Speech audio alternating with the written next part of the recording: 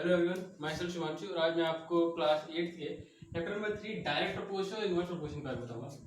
तो direct proposal और inverse proposal को बेसिकली एग्जांपल से समझते हैं। फॉर एग्जांपल, अगर हम लोग एक शॉप पे गए, हमने 2 पेन खरीदे, उसकी कॉस्ट हुई सपोज 10 रुपए। तो उसके बाद अगर हम लोग 4 पेन खरीदते हैं तो उसका कॉस्ट हो जाएगा 20 रुपए। सिंपल सी बात है। ये अगर इंक्रीज हो रहा है तो ये भी इंक्रीज होगा, यानी कि अगर हम लोग पेन के नंबर्स को बढ़ाएं तो कॉस्ट भी उसका बढ़ जाएगा। ये हो गया डायरेक्ट प्रपोजल के केस में। इनवर्स प्रपोजल में ऐसा नहीं होता है। इनवर्स प्रपोजल में सपोज हम लोग के पास 8 मैन है और वर्क है, जैसे कि इनका डेज में कितने दिनों में ये काम खत्म करेंगे। अगर हमने 8 मैन से काम लिया और वो 24 दिन में खत्म करना है, और अगर हम लोग 16 मैन से काम लेंगे तो जरूर वो 12 दिन में खत्म कर देंगे। ज़्यादा लोग होंगे तो काम के लिए बहुत कम ही दिन लगेगा। यहाँ पर हम लोग मैन को इंक्रीज किए हैं, जितने नंबर ऑफ मैन हैं वो इंक्रीज किए हैं, तो जो वर्किंग डेज है वो इनका डिक्रीज हो गया है। ये केस होता है केवल इनवर्स प्रोपोर्शन, यानी कि डायरेक्ट प्रोपोर्शन में अगर हम लोग नंबर ऑफ मैन को इंक्रीज किए हैं तो उसका कॉस्ट बढ़ रहा है, लेकिन इनवर्स प्रोपोर्शन जब हम लोग नंबर ऑफ मैन बढ़ा रहे हैं तो उसका वर्क कितने दिनों में वो कंप्लीट कर रहे हैं घट रहा है। ये हो जाता है डायरेक्ट प्रोपोर्शन और इनवर्स प्रोपोर्शन। एक चीज़ और, डायरेक्ट प्रोपोर्शन में हम लोग हमेशा नंबर्स से उनके जो वेरिएबल्स होते हैं उनसे हम लोग डिवाइड करते हैं, और इनवर्स प्रोपोर्शन में हम लोग हमेशा मल्टीप्लाई करेंगे। तो अब एग्जाम एक्सरसाइज पे आते हैं। तो एक्सरसाइज पे पहले तो एक्सरसाइज देखते हैं। क्वेश्चन एक्सरसाइज 3.1 का एक्सरसाइज 3.1 लेते हैं। 3.1 का क्वेश्चन नंबर 4।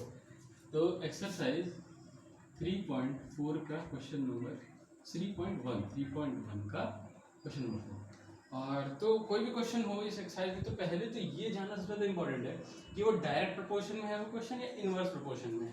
तो डायरेक्ट प्रोपोर्शन इनवर्स प्रोपोर्शन में देखने का केवल यही तरीका है कि दोनों तरफ क्या इंक्रीज हो रहा है। अगर इधर भी डिक्रीज हो रहा होगा तो इधर भी डिक्रीज हो रहा है, तब तो डायरेक्ट प्रोपोर्शन है।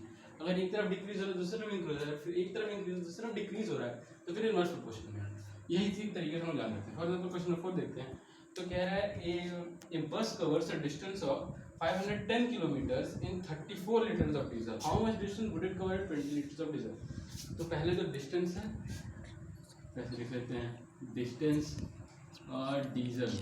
डीजल कितना है, तो वो 510 किलोमीटर ट्रैवल करता है 34 लीटर के डीजल में।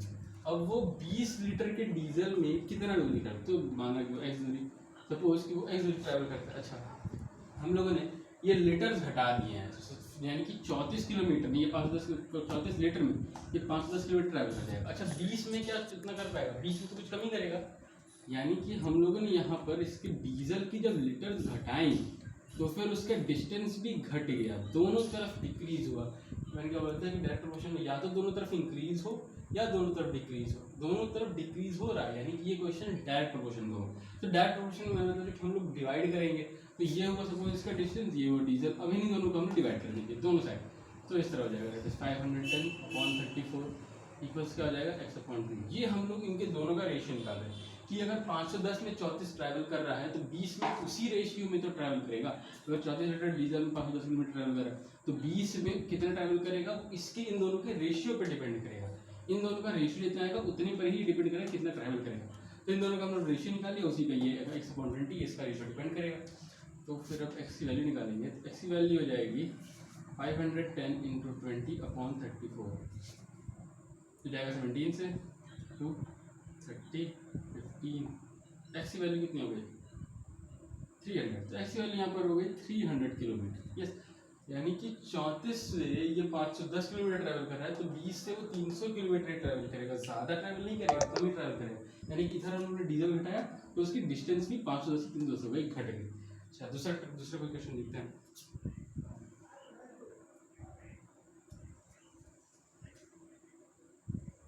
दूसरा क्वेश्चन नंबर 7 देखते हैं। तो क्वेश्चन नंबर 7 में क्या है कि if 18 balls cost ₹630, how many balls can be bought for ₹445? तो पहले तो हो गया कॉस्ट, फिर हो गया बॉल्स। तो 630 रुपये आप मार्केट में लेके गए और 18 बॉल्स वो लेके आया, 18 बॉल्स। हाँ, और फिर उसके बाद 455 लेके जाएगा तो कितने बॉल्स तो माना एक्स बॉल्स होंगे। यानी कि अगर 630 रुपये में 18 बॉल्स वो ले आ रहा है तो 455 में 18 नहीं, उससे कुछ कम लाएगा। यानी कि जब हम लोगों ने कम पैसे लेके गए, डिक्रीज हुआ यहाँ पे, जब हम लोग कॉस्ट उसका घटा दिए, यानी कि कम पैसे लेके मार्केट में, तो हम लोग बॉल्स ज़्यादा नहीं, बॉल्स भी इससे कम ही लाएंगे, यानी कि दोनों तरफ वापस से डिक्रीज हो रहा है। तो ये क्वेश्चन भी हुआ डायरेक्ट प्रोपोर्शन का। इसमें हम क्या करेंगे, डिवाइड। तो डिवाइड करेंगे तो कैसे करेंगे, 630/80। अब ये इन दोनों का रेशियो, अब ये इन दोनों का रेशियो इसके रेशियो पर डिपेंड करेगा। तो अब 455/x, x की जो वैल्यू हो जाएगी डेट इज 18/455/630। ये सॉल्व कर लेना, क्योंकि वीडियो काफ़ी लंबा हो जाएगा मैं सॉल्व करूँगा सब। और question number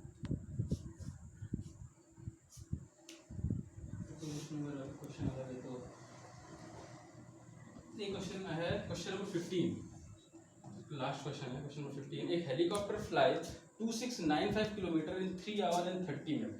How long will it take to fly a distance of 6160 kilometre? तो पहले तो टाइम जो है 3 hour 30 minutes, तो ये है 3 hour plus 30 minute। अब तो पहले तो इस टाइमिंग को हम लोग आवर में कन्वर्ट करना पड़ेगा। तो 3 hour plus 30/60 ये हो जाएगा आवर इस मिनट का, आवर में कन्वर्ट करेंगे तो डिवाइड कर दिया है। सो 3 hour plus 1/2 hour, यानी कि अब ये मिक्स फ्रैक्शन के मेथड से हम लोग का हो जाएगा 7/2 hour। यानी कि अब क्या कह रहा है, हेलीकॉप्टर फ्लाइज इन डिस्टेंस, तो फिर डिस्टेंस हुआ और यहाँ पर आपका टाइम हुआ। तो डिस्टेंस वो कितना ट्रैवल करता है, पहले 2695 और कितने टाइम में 7/2 hours। अब वो 6160 कितना ट्रैवल करेगा सपोज एक्स डिस्टेंस की, यानी कि जब उसने अगर यानी कि डिस्टेंस अगर बढ़ा दिया, सपोज वेलोसिटी, हाँ वेलोसिटी में कहीं सेम है या एट द सेम स्पीड, यानी उसी स्पीड पे जा रहा है और वो इतनी देर में इतना डिस्टेंस ट्रैवल करता है, तो इतना डिस्टेंस ट्रैवल करने के क्या टाइम लगेगा, तो टाइम जरूर ज़्यादा होगा। जब से ज़्यादा डिस्टेंस ट्रैवल कर रहे हैं, यहाँ पर डिस्टेंस हम लोग कर रहे हैं इंक्रीज, तो टाइमिंग भी यहाँ पर इंक्रीज ही होगी, दोनों तरफ इंक्रीज। और फिर से डायरेक्ट प्रोपोर्शन क्वेश्चन हो, तो इन दोनों के रेशियो पे ये डिपेंड करेगा, इन दोनों का रेशियो। तो 2695/7/2 तो 6160/x। तो x की जो वैल्यू हो जाएगी दैट इज 6160 × 7/2.2695। ऐसे हम लोग x की यहाँ पे वैल्यू निकालेंगे।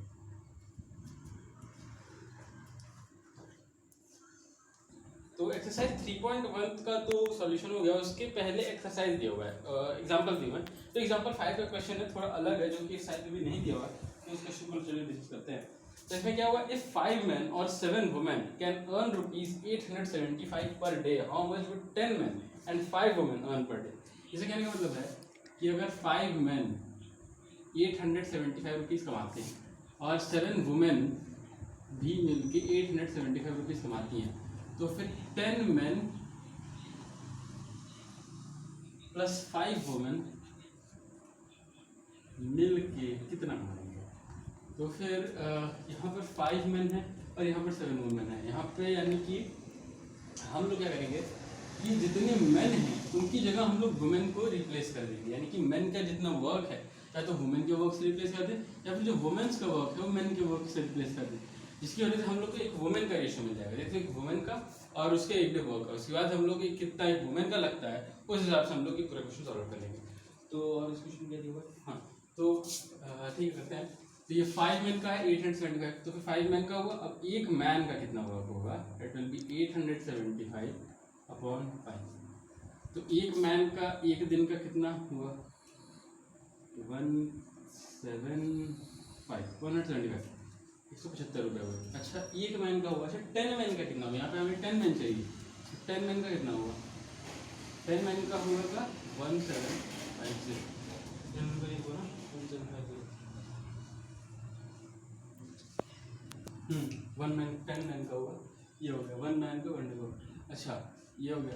अच्छा हम लोग यहाँ पर एक ही दे सकते हैं, जब ये 5 मैन ये 875 रुपीज़ कमा रहे हैं और 7 वुमेन भी 575 रुपीज़ कमा रही हैं, तो 5 मैन का जो वर्क है वो 7 वुमेन के वर्क के भी तो इक्वल होगा। दोनों 5 मैन मिलकर 875 कमा रहे हैं और 7 वुमेन मिलकर 575 कमा रही हैं। तो इस हिसाब से अब यहाँ पर एक मैन का क्या हुआ, 7/5 वुमेन। एक मैन का जो वर्क हुआ 7/5 वुमेन के वर्क की इक्वल हुआ, और 10 मैन के वर्क कितने की वुमेन की वर्क की इक्वल हुआ, 7/5 × 10 वुमेन, यानी कि 10 मैन का जो वर्क हुआ वो 14 वुमेन के वर्क के इक्वल हुआ। अब यहाँ पर हम लोग 10 मैन का जो वर्क है वो हम लोग यहाँ पर रिप्लेस कर देंगे। और तब ये आ जाएगा 14 वुमेन, यानी कि 10 वुमेन का, सॉरी हाँ 10 मैन की जगह 14 वुमेन रिप्लेस कर दे यहाँ पर। तो 14 वुमेन प्लस 5 वुमेन कितनी हुई, 19 वुमेन। यानी कि अब हमें 10 मैन और 5 वुमेन के वर्क की जगह 19 वुमेन का वर्क फाइंड आउट करना है। तो हम लोग इस तरह कर सकते हैं कि 7 वुमेन का तो वर्क हमें पता है, तो ये हो गई इतनी वुमेन, ये हो गया वर्क। तो वुमेन कितनी है, पहले 7 है, और इनका वर्क कितना है,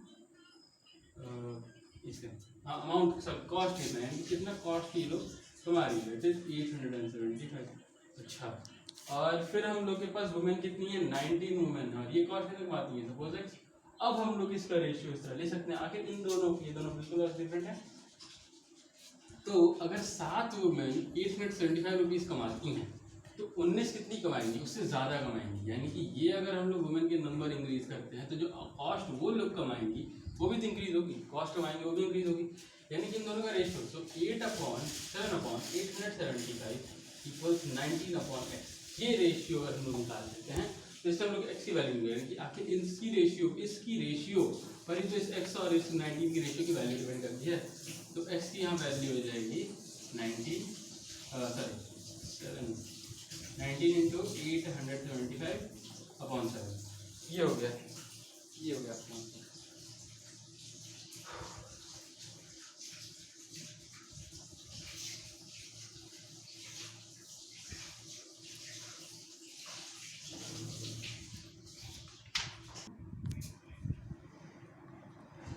तो अब एक्सरसाइज 3.2 डिस्कस करते हैं। एक्सरसाइज 3.2 जो कि है इनवर्स प्रोपोर्शन को लेके, तो उसके भी कुछ क्वेश्चन डिस्कस करते हैं। तो पहला क्वेश्चन है क्वेश्चन नंबर 5 जो कि है अ बस takes 5 hours to reach a destination by traveling at a speed of 60 km/h. How long will it take when the bus travels at the speed of 75? तो इसमें क्या है, स्पीड है और टाइम है, स्पीड है और टाइम है। तो जब वो ट्रैवल करता है 60 km/h की स्पीड से तो उसे 5 घंटे लगते हैं। अगर वो 75 पे ट्रैवल करेगा तो उसे कितना लगेगा। यहाँ पर अगर हम लोग स्पीड बढ़ाते हैं, स्पीड को हम लोग इंक्रीज किए हैं, तो ये जितना टाइम लगेगा उससे वहाँ तक पहुँचने में वो डिक्रीज हो जाएगा, क्योंकि डिस्टेंस जितना उसे डिस्टेंस ट्रैवल करना है वो तो सेम है। अगर हम लोग एक स्पीड पे जा रहे हैं और वो 5 घंटे में जाता है तो स्पीड बढ़ाने के बाद जो समय लगेगा वो घट जाएगा। इस वजह से अगर ये 60 से 75 ये इंक्रीज हुआ है स्पीड, तो टाइम यहाँ सिंपली डिक्रीज होगा। और ये इंक्रीज एक तरफ जो हो रहा है दूसरी तरफ डिक्रीज हो रहा है, ये डायरेक्ट में इनवर्स प्रोपोर्शन का क्वेश्चन है। तो इनवर्स प्रोपोर्शन में हम लोग इनके दोनों ऑपोजिट जो ये टर्म्स होते हैं, दोनों वेरिएबल्स, इन्हें मल्टीप्लाई करते हैं। तो ये इस तरह हो जाएगा 60 × 5 = 75 × x। तो अब x की वैल्यू निकालते हैं, 15 4 15 5 5 कैंसिल, तो x की वैल्यू हो जाएगी 4, x की वैल्यू हो जाएगी 4। यानी कि वो 60 पे जा रहा है तो उसे 5 घंटे लगेंगे, और 75 पे जाएगा, 75 km/h की स्पीड जाएगा तो उसे 4 घंटे लगने वाले।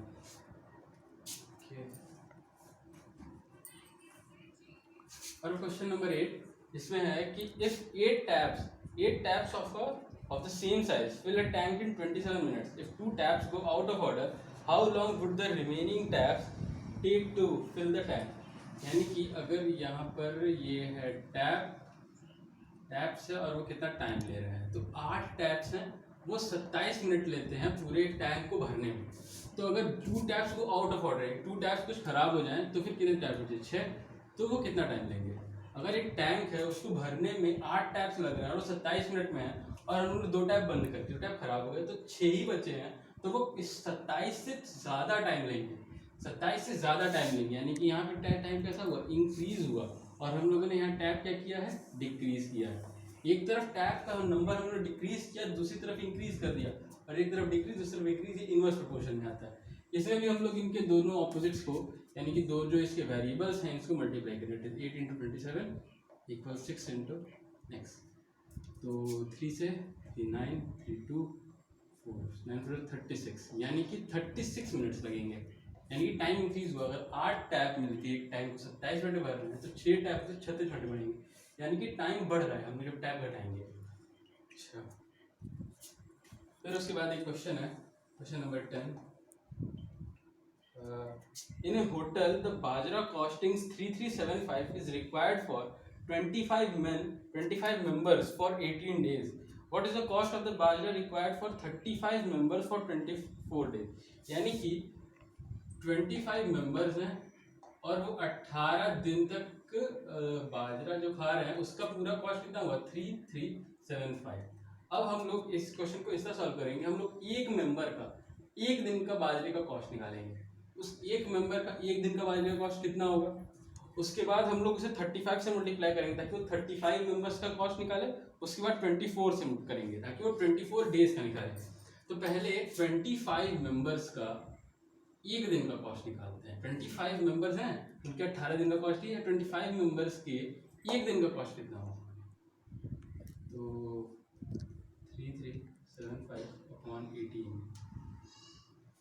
अच्छा, उसके बाद हम लोग ये फिर अब ये हो गया, उसके बाद हम लोग निकालेंगे एक मेंबर का एक दिन का कॉस्ट कितना होगा, तो ये हो जाएगा 3375/18 इंटू 20 इस तरह से। यानी कि हम लोग एक 25 मेंबर के 18 दिन का बाजरे कॉस्ट होगा 3375, 25 मेंबर्स के एक दिन का कॉस्ट हुआ, इस 18 को नीचे लेंगे 3375/18, और फिर एक मेंबर के इस 25 को भी यहाँ नीचे लेकर डिवीजन में कि एक मेंबर के एक दिन के बाजरे कॉस्ट 3375/18 इंटू 25 हुआ, ये होगा।